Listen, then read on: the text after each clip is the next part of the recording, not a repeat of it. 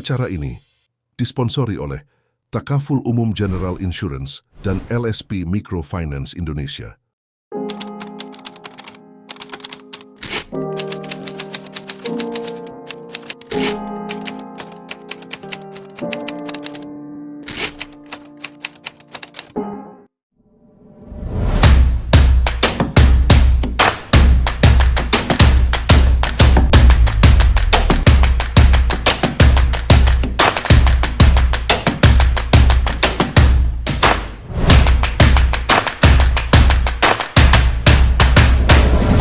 Kalau dalam pendekatan konvensional, maka ketika orang pinjam, mana jaminannya? Dalam pendekatan syariah, ketika ada orang tidak mampu, bukan apa jaminannya, apa yang Anda bisa dilakukan. Baik. Nah, tadi Prof, berkenaan dengan koperasi syariah, berarti tadi kalau BMT apabila, tapi masih sistem itu masih berjalan atau sudah tidak tadi sesuai dengan yang Prof katakan, yang kalau misalkan gagal bayar ibaratnya, itu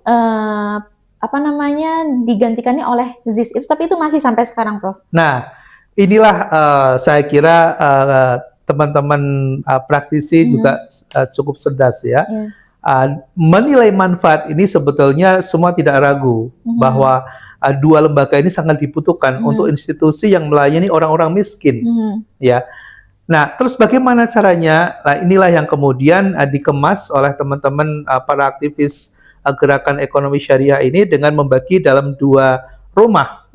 Ada rumah zakat sendiri, ada kemudian rumah tamil sendiri.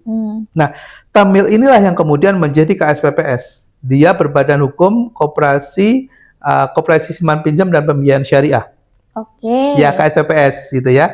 Nah, kemudian teman-teman di gerakan juga dia menggerakkan dana yang bersumber dari zakat dan infak sedekah, tapi tidak boleh dimasukkan ke dalam KSPPS, tapi masuk rumah di sampingnya, yaitu yang disebut dengan rumah, atau kita sebut dengan amil atau lembaga amal atau lembaga amil zakat. Ya, ini bisa dalam bentuk basnas, bisa dalam bentuk las, lembaga amil zakat, gitu ya, bisa dalam bentuk rumah wakaf atau rumah zakat. Namanya boleh apa saja, yang saat ini memang secara regulasi harus memisahkan itu. Gitu. Nah, teman-teman yang masih bisa mengkombinasikan kedua lembaga ini dalam satu kelolaan, itu biasanya dia bisa sustain. Ya, saya bisa sebut, mohon maaf, misalnya kalau di Muhammadiyah ada namanya Baitul Tamwil, tapi dia punya lasmu, gitu ya. Jadi dia komersial, tapi ketika dia menyasar masyarakat miskin, maka dia menggunakan sumber dana dari lasmunya, gitu. Nah, di NU juga sama, ada lasno juga, tapi dia juga punya KSM NO namanya, KSPPS, Koperasi Syirkah Muawanah Nahdlatul Ulama. Gitu. Jadi cukup cerdas juga ya, di lapangan diantisipasi, karena sudah tahu bahwa orang miskin ini nggak boleh dibiarkan, dia ngelola dana komersial yang menanggung risiko sangat besar. Itu. Nah, cuma yang saya lihat teman-teman yang gagal itu yang dia tidak memahami konsep secara paripurna ini. Dia hanya mengelola dana komersial, sementara dia memberikan pembiayaan atau pinjaman kepada orang miskin. Ketika orang miskin nggak bisa bayar, dia bingung siapa yang mau mengembalikan. Akhirnya lama-lama bankrupt, nggak kuat lah, likuiditasnya habis gitu. Nah, yang sangat kemudian cukup progresif kita mendengar misalnya yang dikembangkan oleh Bang Kamarudin Batubara, ya kan? Nah, dia mengemas ini dengan sangat apik ya, dengan sangat bagus gitu. Jadi dia mengembangkan berbagai konsep koperasi, ada koperasi konsumen, ada koperasi keuangan, ada koperasi produsen gitu ya. Dan dia juga punya lembaga malnya juga gitu. Nah, itulah yang kita sebut dengan sistem perkoperasian. Gitu. Nah, saya kira di kredit union juga sama. Kredit union juga mengembangkan sektor realnya, ada koperasi konsumen juga, ada koperasi produsen juga. Kredit union adalah koperasi yang bergerak di sektor keuangan secara khusus. Gitu. Karena apa? Karena sinyal regulasi memang mengarahkan ke situ, sehingga semua bergerak segitu. Cuma yang jadi persoalan adalah ketika teman-teman melakukan aktivitas tidak memahami konsep secara keseluruhan, bahwa koperasi itu adalah sebagai sebuah ekosistem. Sebuah sistem dan ekosistem, dia tidak bisa stand alone, dia berdiri sendiri, nggak bisa. Iya. Nah, ini yang harus dipahami bagi teman-teman gerakan koperasi atau pelaku di praktisi koperasi, kalau masih bergerak sendirian dan dia tidak masuk dalam sebuah ekosistem, maka menjadi pertanyaan juga, sebetulnya yang dilakukan ini adalah koperasi atau bukan? Itu sebagai salah satu juga indikator untuk menilai apakah ini sebetulnya usaha perseorangan, gitu ya, atau ini koperasi. Kalau koperasi, dia akan membangun sebuah ekosistem. Mau tidak mau dia harus melakukan itu, dan dari kita nanti akan bisa menilai keberlanjutan dari eksistensi koperasi yang dijalankan oleh para aktivis koperasi itu sendiri. Baik. Prof, mohon maaf nih, saya kan masih awam nih ya. Ya. Jadi kalau misalkan, tolong dikoreksi apabila saya salah. Oh, siap. Nah, jadi kalau bisa saya tangkap, artinya BMT itu sebetulnya koperasi juga. Maksudnya BMT atau Baitul itu adalah rumahnya, di mana kamar-kamarnya di salah satu kamarnya itu adalah koperasi. Itu koperasi syariah. Tapi kamar yang lain juga merupakan ZIS gitu ya, tempat zakat, infak, dan sodako. Kalau begitu, BMT dan koperasi ini memang sangat berkaitan. Nah, jadi kita nggak bisa menegasikan satu dengan yang lain ya dalam memahami suatu entitas gitu. Koperasi itu kelembagaan. Koperasi itu kelembagaan. Di dalam lembaga itu ada pemilik, ada pengguna, ya, dan ada perangkat yang di dalamnya gitu. Pilihan ketika BMT kemudian menggunakan rumah koperasi, gitu, maka ini adalah bisnis model. Jadi koperasi itu bisa mengembangkan berbagai bisnis model dalam menjaga keberlangsungannya. Nah, yang menjadi tantangan adalah ketika para aktivis koperasi tidak cukup memahami dan mengetahui bagaimana membangun model bisnis. Model bisnis itu berpikir tentang bagaimana entitas atau lembaga itu menghasilkan suatu pendapatan. Gimana cara menghasilkan pendapatan? Kemudian yang kedua, bagaimana lembaga itu bisa memperoleh permodalan. Kemudian bagaimana lembaga itu mengelola kepemilikan, ownership-nya. Kemudian yang keempat, bagaimana lembaga itu mengelola dari hasil usaha yang diperolehnya. Keempat prinsip ini akan menentukan pembagian bisnis model yang bisa berbeda-beda. Nah, ketika kita sebagai pengurus koperasi, 4 pertanyaan kritis ini harus kita bisa jawab. Kalau kita nggak bisa menjawabnya, maka berarti kita belum memahami bagaimana koperasi itu akan dijalankan dan bisa sustain jangka panjang. Karena dia nggak paham. Misalnya bahwa koperasi yang dia jalankan, modal satu-satunya yang dia bisa peroleh adalah misalnya dari anggota. Kalau kemudian dia tidak bisa mengembangkan dan kemudian anggotanya terbatas, anggotanya misalnya jumlahnya terbatas misalnya, ya dia bisnisnya tidak bisa berkembang karena dibatasi oleh modalnya terbatas tadi. Gitu. Pertanyaannya, boleh nggak mendapatkan pinjaman? Nah, kalau boleh, maka model bisnisnya menjadi berkembang, gitu. Lalu kemudian pertanyaannya, bisa pinjam. Sekarang pertanyaannya, boleh nggak ada orang lain join modal, ya, join capital, gitu. Nah, kalau misalnya, nggak boleh karena ini eksklusif hanya untuk anggota, orang lain nggak boleh, gitu misalnya. Ya sudah nggak apa-apa, benar atau salah, nggak ada istilah benar atau salah, gitu. Yang ada adalah pilihan, gitu ya, ada pilihan. Ini mau seperti apa, gitu. Nah, yang tidak bisa diubah-ubah adalah yang ketiga tadi tentang ownership. Karena koperasi itu pasti milik anggota. Betul. Itu nggak bisa diubah-ubah. Kalau yang 1, 2, dan keempat ini bisa. Nah, ini yang menjadi tantangan, gitu. Nah, bagi seorang pembelajar yang sedang mulai untuk menginisiasi koperasi misalnya. Inilah yang harus kita pahami dan kita dalami, sehingga empat faktor ini nanti yang akan menentukan mitigasi risikonya. Kalau dia misalnya mendapatkan pinjaman dari luar, mitigasi risikonya gimana? Nah, disinilah bagaimana manajemen risiko berfungsi. Nah, manajemen risiko ini akan menyesuaikan dengan bisnis modelnya. Contohnya tadi BMT. Ya. Mitigasi risikonya di mana ketika ada gagal bayar dari yang pinjam, orang miskin yang pinjam itu dari ZIS, kan jelas. Ya.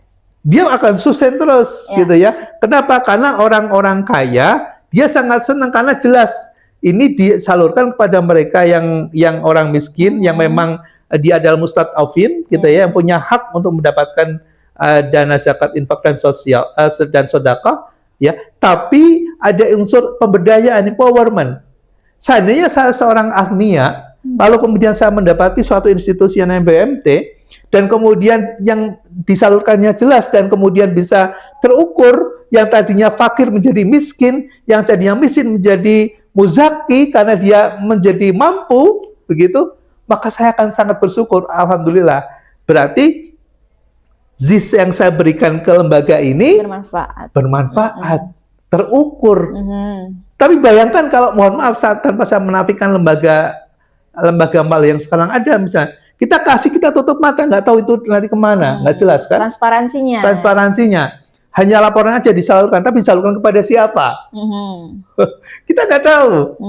Nah, ini yang sebetulnya kita butuhkan ke depan. Sehingga setiap kali pemberdayaan dilakukan, setiap dana yang disumbangkan, itu betul-betul terukur, bermanfaat, dan bisa dipertanggungjawabkan. Oke. Baik, berarti kalau misalkan dari segi tadi ownership atau kepemilikan, kalau tadi koperasi kan sudah jelas kepemilikannya adalah anggota sebagai dual identity. Nah, kalau BMT berarti kepemilikannya adalah tidak ada, Prof, atau kepemilikannya anggota juga, atau bagaimana BMT untuk BMT itu sendiri? Ya.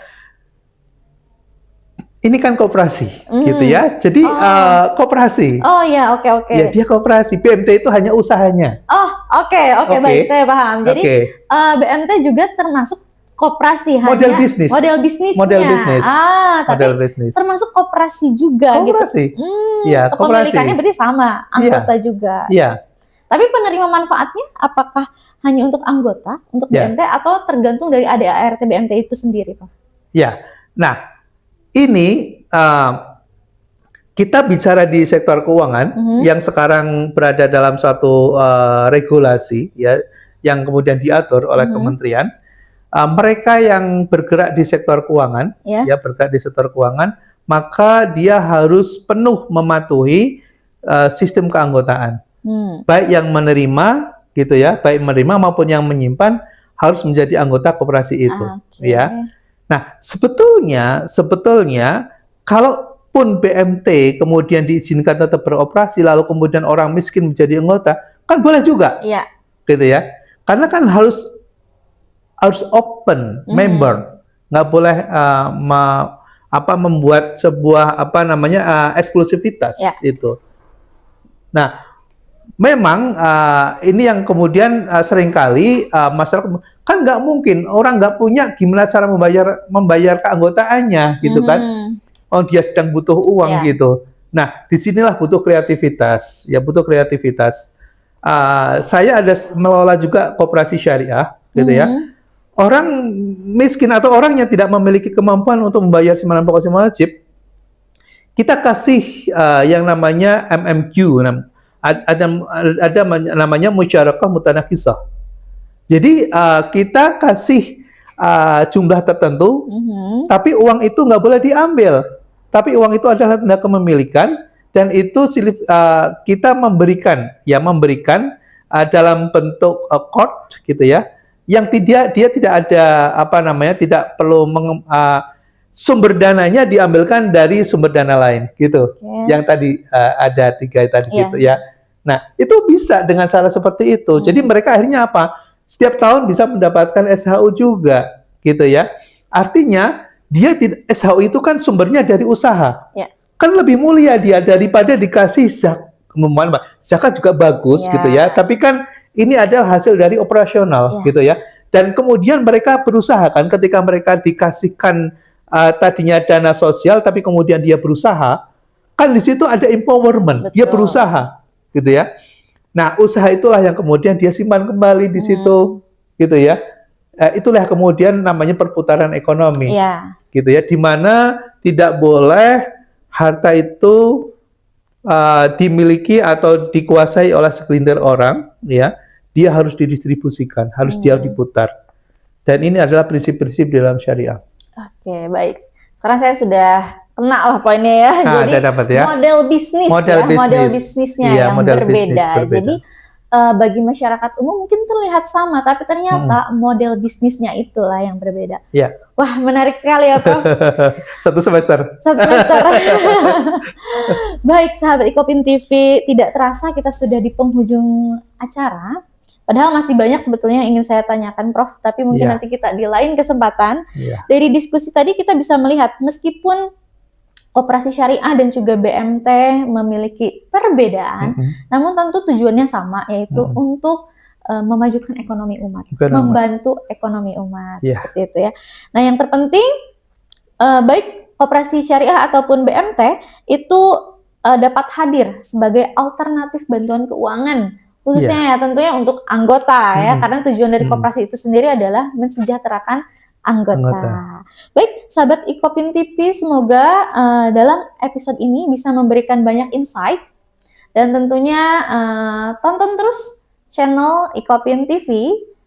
Sampai jumpa di episode selanjutnya.